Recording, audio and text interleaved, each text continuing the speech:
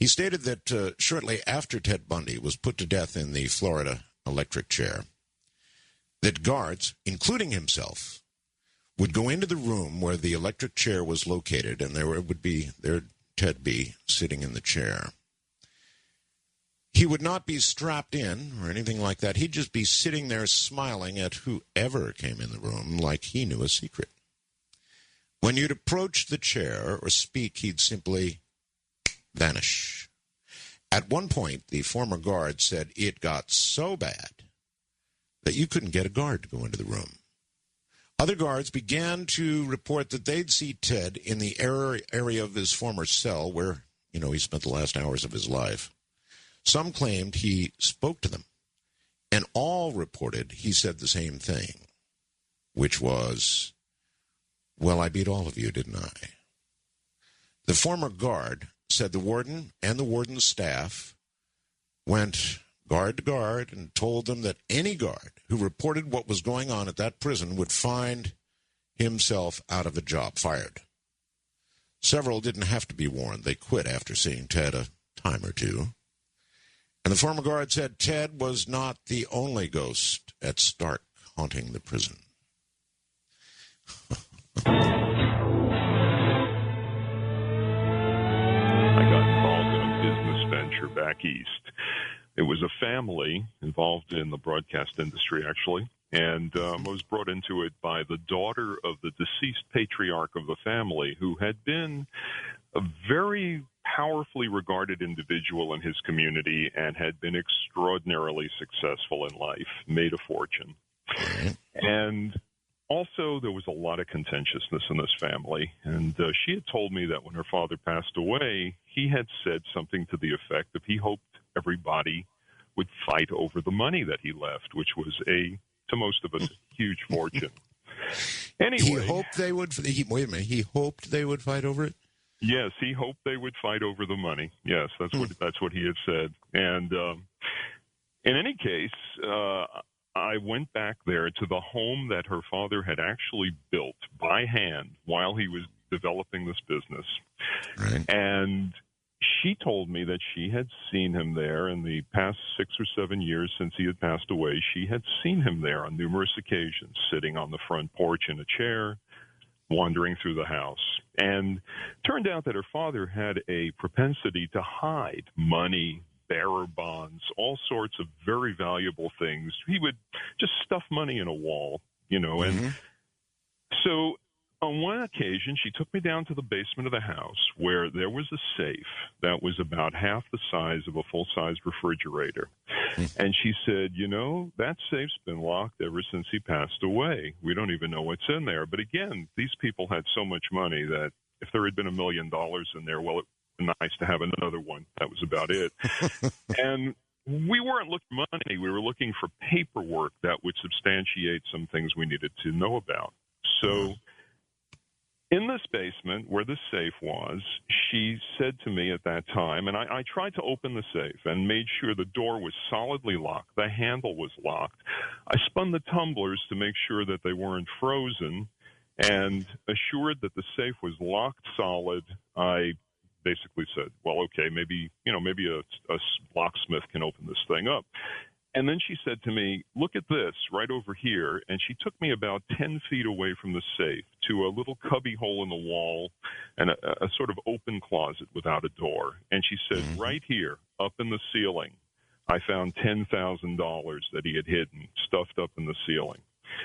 So at that point, because I've had some experience with the paranormal, I just said out loud, say, listen, if you're still here, you're on the other side now. You should know that, this isn't what life's about. You shouldn't want this contentiousness and divisiveness to be going on here. You should want people to have a good life and, go on to wherever it is you're going to go on to. All right. And I walked out of the closet with her, and she went off into a separate area of the basement, another room, and I decided I'm going to take some pictures of this safe, and, maybe I'll call up a company and see what it would take to get it open, because it might have the paperwork we're looking for. Well, as I went to take the photographs, and I was looking at the digital viewfinder in the back of my camera, I noticed that there was something strange about the safe, and I put the camera down, and went over to the safe a little closer, and I said, oh, my God, the door is open now. Wow. And the door was open. The door that had been solidly locked, couldn't move it, was now open. Now, mm-hmm. Here's the catch, Art. The door was open, but the great big thick steel bolts that stick out of the door mechanism and go into the whole frame of the safe were still in the closed position. You couldn't close the door if you wanted to. I understand. Wow. So it was as if the steel bolts had moved right through the steel wall of the safe. Oh, I understand. I can't stand it. What was in the safe? Nothing.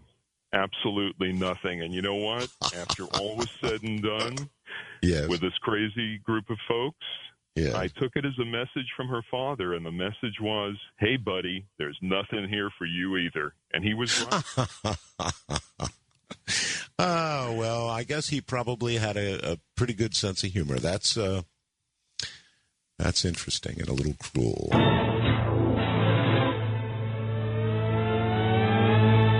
But I got a quick little story for you.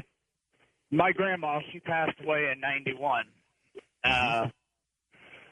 About 3 years after she died, there had been a few family friends, that said that they'd go out to the grave, and before they could get up to it, there was a teenage boy sitting on her headstone.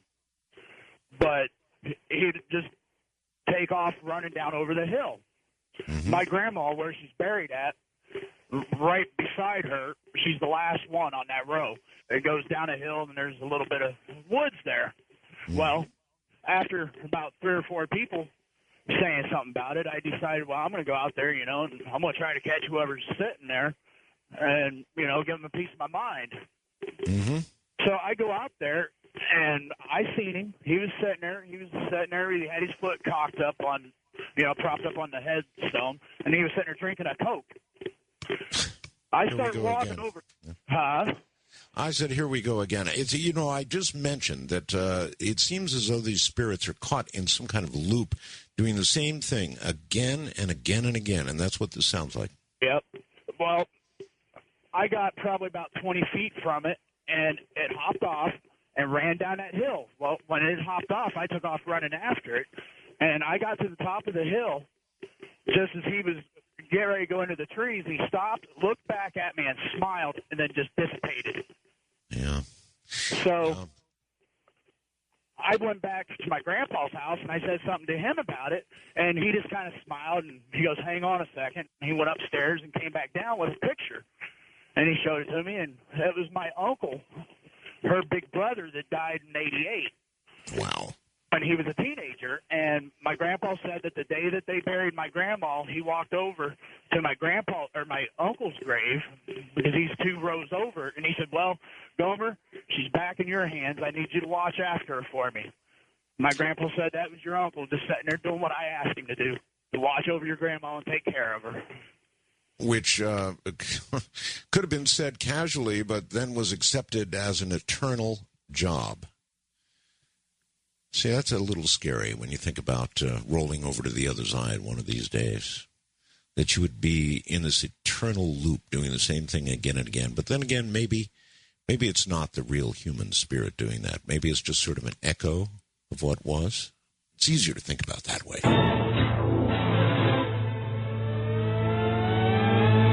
Yeah, greetings from the Kingdom of Nye, Art.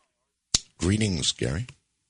Yeah, I have a lot of crazy experiences that I had with the Ouija board.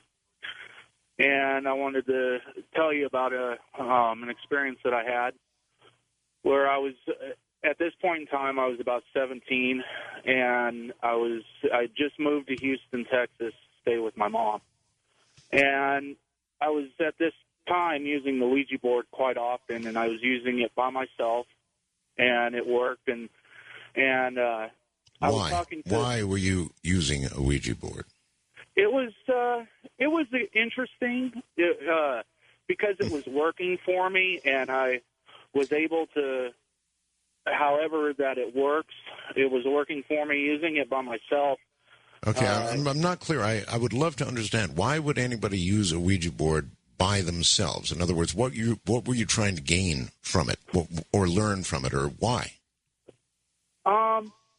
It was an experience. It was something interesting. It was definitely, something that shouldn't be going on. Things that I was experiencing and talking with various spirits that would come through and Okay. stuff like that. It was a very extraordinary experience. I'm sure it was. Well, there was the one spirit that I was talking to. Said his name was Robert, and that he had died in Vietnam in a helicopter.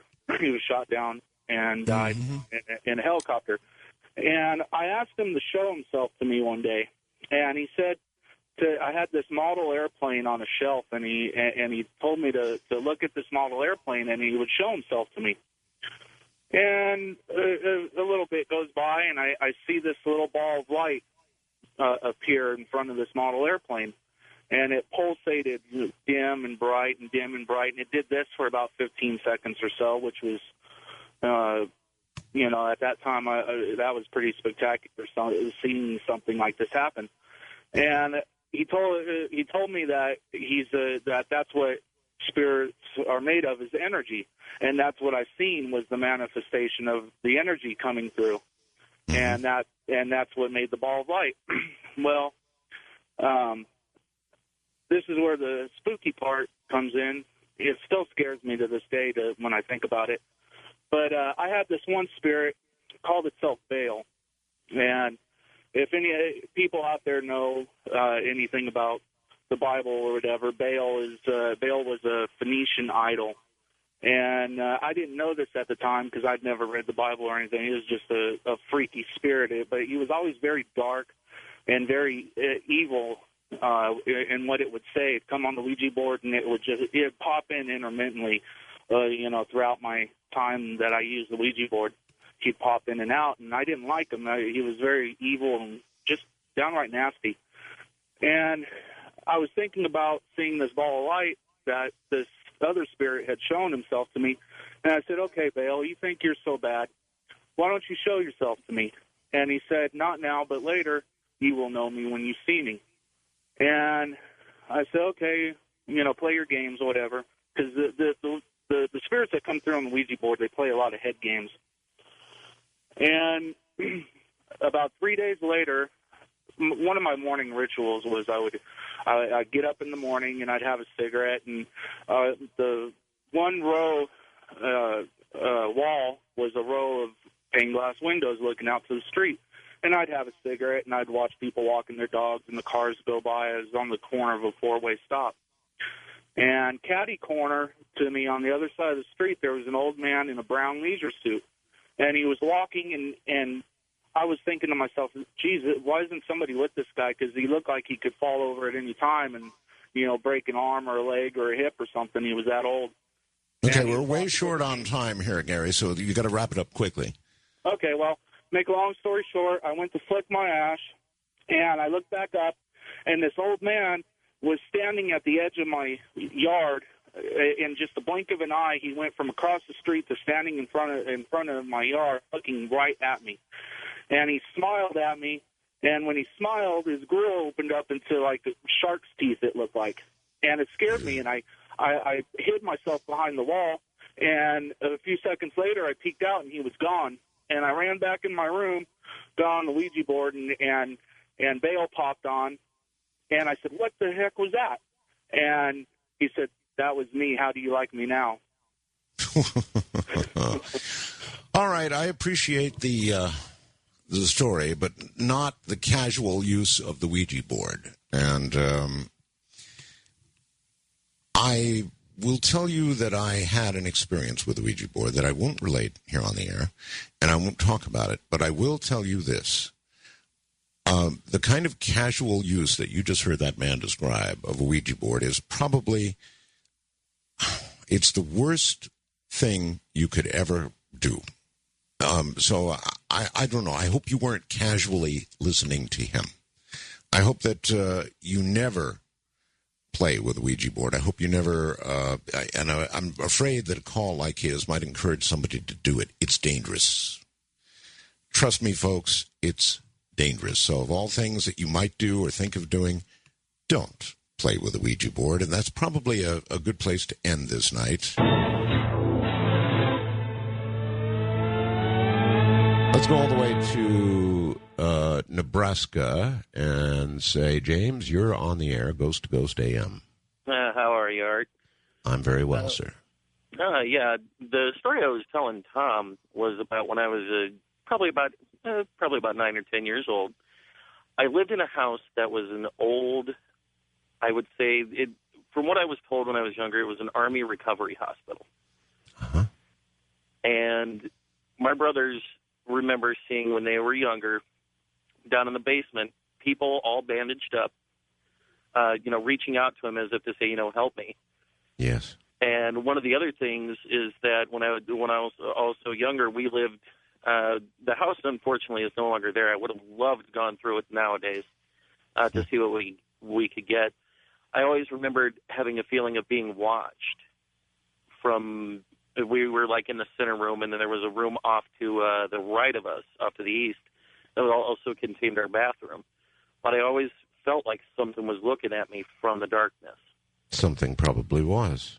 Something probably was. Even when we do the EVPs, you'll notice that the electronic voice phenomena, they go to prisons, they go to hospitals, they go to places where there were suicides, they go to graveyards, they go to, but especially hospitals, mental wards, that sort of place. Any place where it seems like there was a great deal of suffering, something lingers. Exactly. And what I was telling Tom was one Saturday morning when me and my younger brother were watching Saturday morning cartoons, of course, I just glanced into the kitchen, and the way that our home was set up at the time is that we were in the living room, then the dining room, and there was basically a doorway into the kitchen. Now, right across, literally parallel with this doorway, was a window to the outside. And the sun had just come up, and I seen a woman in nurse's garb cross in front of this window. Now, the only reason I seen her is because she blocked out the light. And I went in there, and there was nobody there. Nobody. So whatever it was had substance, or it could not have blocked the light. I mean, this had to have some type of substance. And it just, to talk about it now, it just kind of creeps me out. It's like, sends a shiver up my spine. But I truly believe that not only was that house somewhat haunted, but my family, every house that I've lived in has some type of activity in it, including the one I'm living in now. Do you think it's you that's bringing the activity? To be honest, every house that I have lived in has some type of activity. Even when I'm not there, everybody said that there's some strange things that go on there. One Halloween, actually, this is kind of a funny story. My brother's mother-in-law was staying with us, and she had a little trinket on, or not a trinket, but a little squeeze toy on her keychain. And this thing, when you squeezed it, it said, I love chocolate, this little chocolate mousse. One Halloween night, that thing went off by itself. I had no clue what it would do. I was like, whoa, it was like right across the room from me. I go over and I squeeze it, and it said, it says it's lying. I turn around, Art, and I walk back to the chair, and just as I sat down, that thing went off again. And I'm a big guy, but that made me scream. I was like, you have got to be kidding me. All right, James. Thank you very much. I was almost ready to imagine that it was going to say something other than I like chocolate. Perhaps something like, get the hell out. I don't know.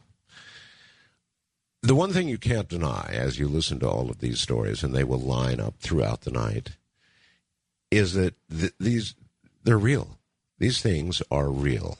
It's one of the great, this and EVP are the things that give me almost, I would say, an absolute faith that there is an existence of some sort after death.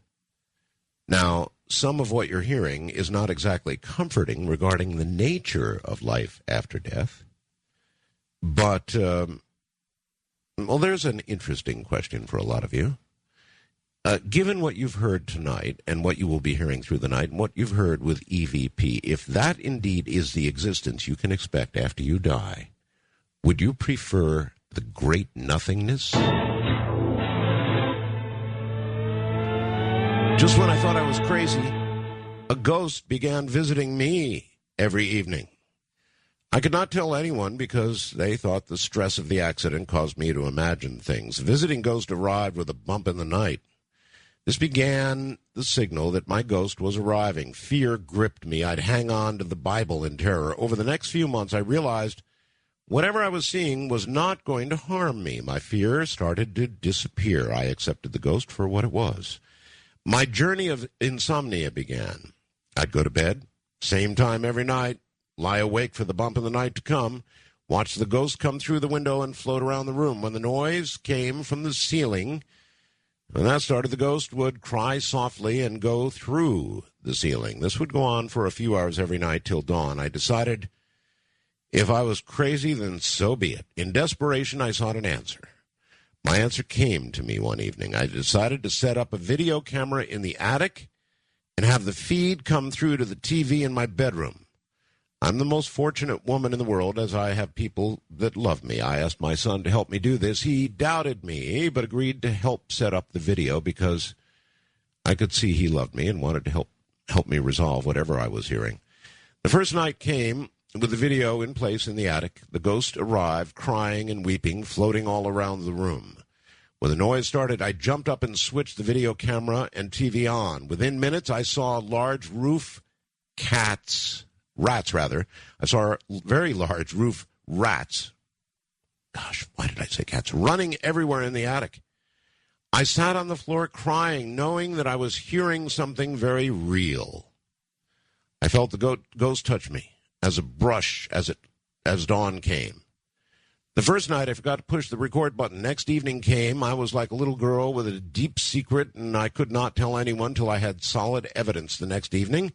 I did push the record button. I called everyone to come and see my video of the roof rats. Next, I phoned an extermination company. The first two companies I hired after visiting the attic left, refusing to do the job. Well, I did finally find a company to come clean the attic and fix the hole in the roof. When they were cleaning the attic, they found the bones of a woman. I knew this was the ghost visiting me. I knew this because after the discovery, I didn't see the ghost again. 20 years ago, her children, this woman's children, thought she had run away with someone else.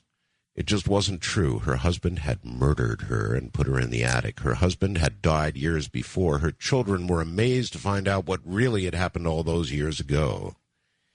The exterminator company that cleaned up the attic told me later they had felt a presence with them in the attic, but they decided it was not bad, so they kept on with their job. They knew my story and wanted to help. When I purchased the house from the previous owners, they had left me a bundle of sage to burn before I moved in. Though they wouldn't admit it, I believe the ghost had visited them, but they chose to move. It took me 2 years to recover from the stress of hearing and doubting myself. In the end, I'm much stronger for the experience. I decided to learn to remote view because I needed some tool to help me. I'm sending you this story because not all ghosts are mean and nasty. I believe that ghosts put the hole in my roof so the rats would get in and the attic would be investigated. All the best, Debbie. I thought that was a good one. So in that case, obviously, the woman wanted her remains to be found. And while it seemed rather conventional with the rats, can you imagine the shock? Can you imagine the shock when you find bones? My God.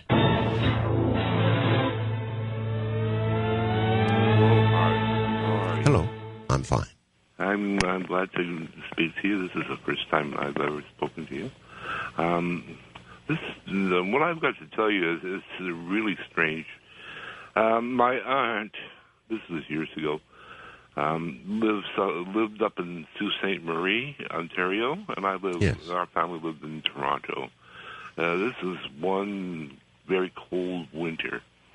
Around 11:30 at night, I got a phone call from my aunt asking us to talk to my mother and asking the family to forgive her for all the problems she had been the black sheep of the family.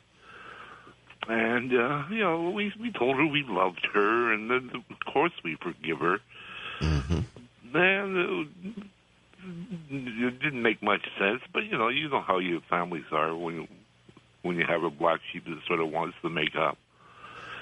We found out, Art, the next day that my aunt had a heart attack and had fallen in the snow and had frozen to death that night.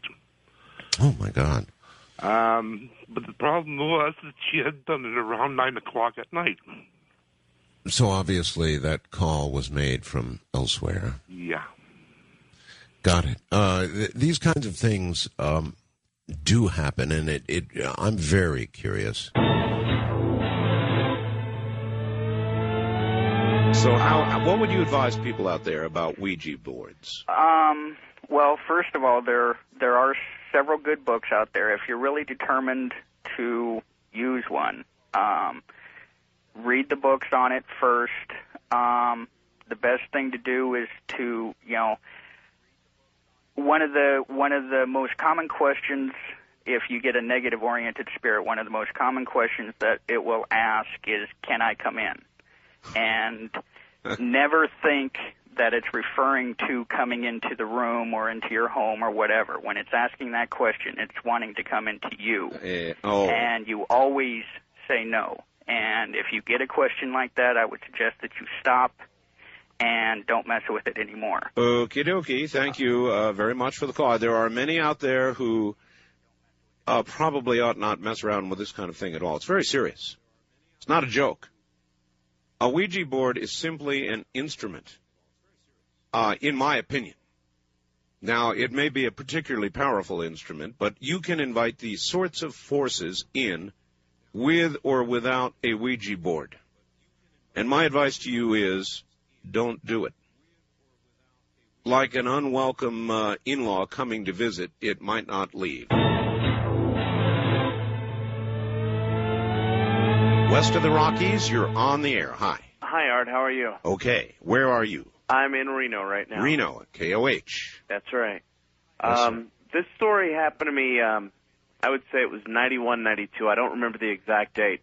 I was living in Guam. Guam? And I was at a friend's house, and he was on his way out of the door. I'd just shown up, and he's like, well, hey, look, I'm going to a rosary, which is really common out there. It's very, very Catholic, and it's kind of like the remembrance of their loved ones that have passed away. Sure. He's like, look, I'm on the way to this rosary. How about this? Come with me. We'll keep that way. It'll keep it real short. We'll just stop in. We'll, say hello, blah, blah, blah, whatever, pay our respects, and then we'll take off. Right. Well, we get there. Everything's kind of fine. Everybody's kind of just mellow, and it's mostly just the immediate family of this guy that had passed away. Yes. And it was a guy that he went to school, my friend had went to school with. Mm. And so we're standing there, and the guy that died's little sister came in. She was about maybe 4 or 5 years old, crying. She comes running from down the hall, and I don't remember the dead guy's name, but I'll just say David. She was crying, and her mother's like, what's the matter, hon? And she's like, well, David's here. And she was like, I don't want to hear that. Just kind of calm down. She's like, Mommy, David's here. He's here. And the grandmother said, look, just, your mother doesn't need this right now. Sure. And so everything was fine for about 15 minutes. Next thing you know, she's standing there. She says, look, there he is. And we all just kind of stopped, and we're all looking down the hall, and there's nothing. And she's like, can't you see him? And we're like, no. And the grandmother by this time is getting a little irate, and the mother's pretty much crying pretty profusely, I guess. And it wasn't a really good scene at this time. I've got you. So everything kind of chilled out a while, and I'd say about 5 minutes past, she walks down the hall, comes back, and she's just saying, look, David wants us in his room now. And, just to kind of humor her, I guess, the grandmother told my friend to go in the room with her. Sure. And also, her older brother, the one that was older than the one that had died. So I just followed, because, I don't know, it's kind of like one of those little horror movies, I guess. You want to know what's going on. So I followed him into the room, and she's, like, pointing to these I guess they're cupboards or whatever, but they're kind of like sliding doors above the bed. And they're about 6 feet up in the air. And she's like, he wants us to open those. So my friend goes over to open it, and he can't make it budge. He cannot make this little door to this cupboard slide over. So he asked me to help him. And I get up there, and I'm not a little guy. I'm about 200 pounds and about 6 foot. Right. And I was budging and just pulling and pushing, and we tried everything to get this open. There's two of us, and we couldn't do it. And, I'm starting to get a little, not really upset, but just aggravated. Sure. And she's, starting to cry again, saying, do it, do it, do it. And so the mother walks in, and she's like, calm down, calm down. Well, she said, and then the little girl said, no, he wants me to open it. So my friend picked her up, and she slid it open with not even a budge. It was just like she could have used her pinky. Yeah. And in there were a bunch of personal artifacts and pictures, and the first thing that they pulled out was a letter that he had written to his little sister in case something had ever happened to him. Oh, my God. And it was the scariest thing. I mean, yeah. Well, I listen, thank you very much for the story. I can't tell you how much I appreciate it. That, though, is typical. And there are two things I would take from that. One, again, a person who has died coming back to give a message that must be given, something that must be released from that spirit before it is released. But the other aspect of that story that I find intriguing is that I believe that children, little children, have more of an ability to see, experience, or touch the other side than we do. Now, I wouldn't pretend to be able to tell you why, and there are adult sensitives, certainly, who have either maintained or nurtured that ability to see or reach or talk to the other side. But children in their innocence, I think, have something that the rest of us begin to lose as we get older. All ears. Where are you? I'm in Pasco, Washington. Okay. I was camping earlier this summer with a friend up in the mountains. There was actually three of us. We went up. Another camping story. Did you hear the last one? Oh, yeah. Oh, man. Oh, not that bizarre, actually. We were up in the mountains, probably 20 miles from the nearest town and 10 miles from the nearest person. Yes. Way out on a logging road up on a clear cut. Someplace we used to go, just for the weekend or something where nobody would be around. And sure. We were up there, and me and this girl went walking down the road, and my friend was sitting up by the campfire, and we come back about 10, 15 minutes later, and he's in the car hiding. I don't know, he's probably got tired and went to sleep. Yeah. He gets out of the car and goes, who is the guy that just came by? And I looked at him and said, get real, man. We're 10 miles from the nearest person. Who the heck could come up here? Right. He said, some guy in a black robe comes by, looks at him and says, this isn't right, and just walks off. Meaning he thought, what? This isn't right that you are here? That's what neither one of us could understand, because he'd never been there before. In the road that I was on, they had clear-cut it in another direction, so the road was almost grown over, and I remembered where it was. It was one of the roads that trees had now come up in the middle of. Right.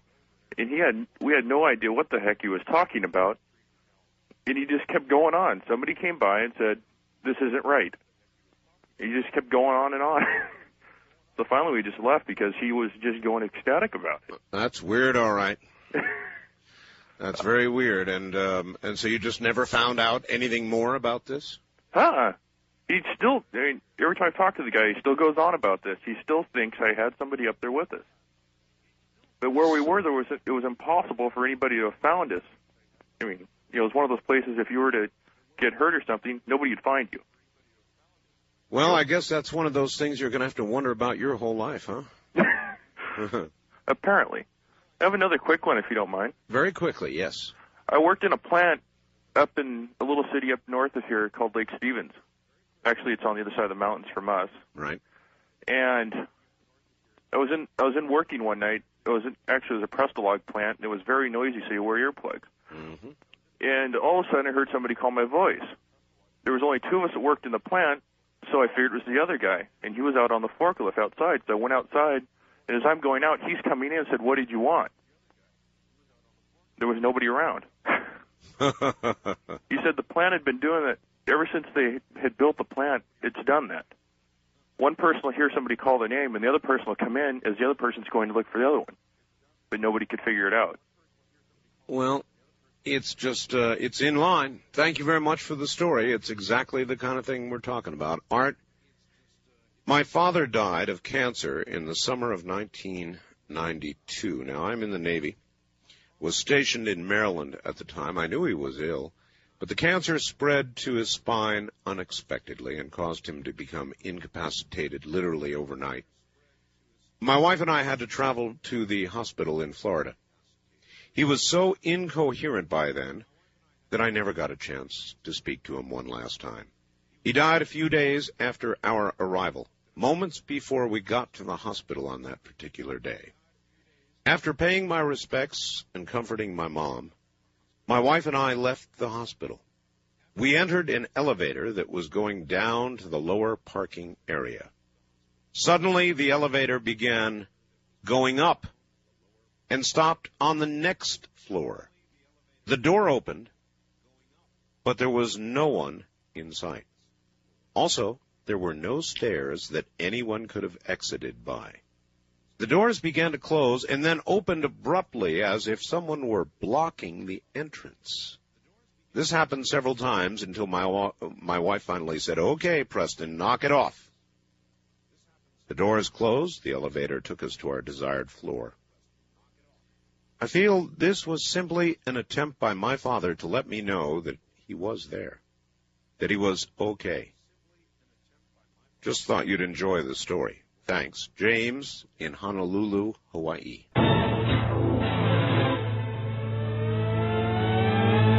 Hi, Art. Hi. I'm calling from Merced, KYOS. Yes, indeed. And mine's very short, and I don't know if it was a ghost or a real person, but I was up in the Santa Cruz Mountains in a Volkswagen in 1970 somewhere, and with my friend, and we were coming back from a place up in the Santa Cruz Mountains called the Chateau Liberté. Yes. And anyway, we're coming down these mountains, and they're all curvy and everything, and as we came down... Probably Route 17, wasn't it? Yeah. Yeah, matter of fact. I know the road. Oh, right, great. Well, then it's all rocky at some areas on the side with all it's all green and all that and trees but anyway, it's a 2-lane road, right? And we're coming along and it's down one of the downhill ways, and there's this, we're kind of talking, a couple girls, and we're talking, and there's this man lying in the road on our side of the road, and he's lying in the road with his head on the white line, and he has on a suit that's like kind of checkered. It's not a normal suit, but it's a suit. Right. And we just notice it very quickly. It's a checkered suit, and he's just lying there, and we dodge him at the last moment, and that's all we ever saw of him. It was just a dodge of this man, but he was lying there, and he was smiling. He wasn't dead. He wasn't squished or anything. He was just lying in the road. And we looked back, and we didn't, you couldn't see in the dark, but he wasn't, there wasn't a grimace on his face or any pain or anything. He was just lying in the middle of the road. Well, you lie on the white line long enough, and you will be squished. Well, absolutely. But there was like headlights way in the distance behind us, and they didn't make a swerve or anything, so we didn't know.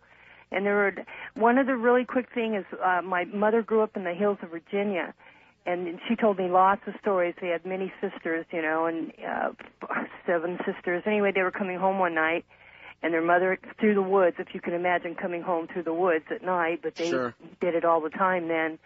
And at any rate, they came in and they were supposed to get home before dark, and they didn't.